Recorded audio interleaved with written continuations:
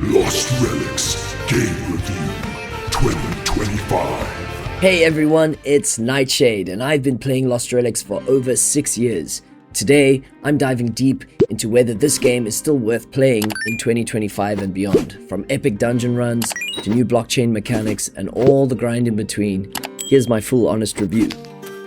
Game Overview. If you're new to the world of Lost Relics, it's an action-adventure dungeon crawler built on the Unity engine. Think classic isometric action RPG but with a dark, playful arcade style.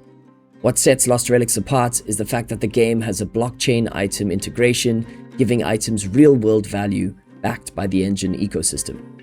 You drop into dungeons, hack and slash your way through monsters, and pray the loot gods are in your favor.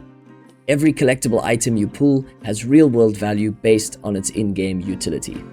That lucky collectible you just found on a run, someone out there will pay for your luck.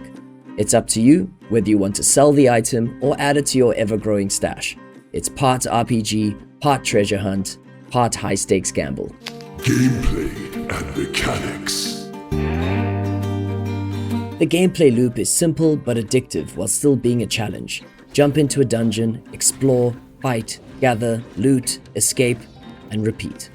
The tension is real because death means losing what you found, as well as some of the items you brought into the adventure with you. The risk/reward system is great for players who enjoy a little added punishment and danger mixed in with their cozy grind. Over the years, combat has improved and continues to evolve. Animations are smoother, hit detections tighter, and there's more weapon variety than ever. Not to mention recently added weapon skills and effects, opening up even more loadout customization and item synergies. Economy and blockchain. Now, let's talk about the economy, the thing that makes Lost Relics stand out from every other indie ARPG. Each dungeon run has a chance to drop blockchain-based items, real tradable assets that you actually own. You can sell them, keep them, flex them, whatever fits your grind style.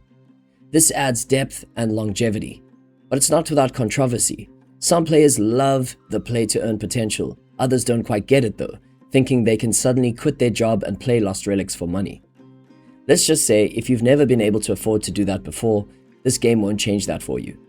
But it does have the chance to reward you with some great collectible items for your time in-game, which you can always sell and withdraw for profit, or keep and continue playing to find more collectible items. Personally though, I think balance is key.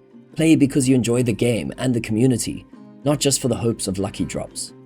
That way, when you do finally pull a high-value item that you've been chasing for months, it all feels worth it. Community and support. One of the biggest reasons I've stuck with Lost Relics all these years is thanks to the community.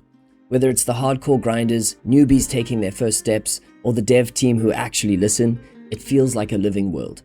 Updates are always on the horizon without being too regular, bringing new content, improvements, and seasonal events. Lost Relics is my perfect idea of a cozy grind game with enough high-intensity action mixed with calm, cozy crafting and exploration. Pros and cons. Let's talk pros and cons. Pros.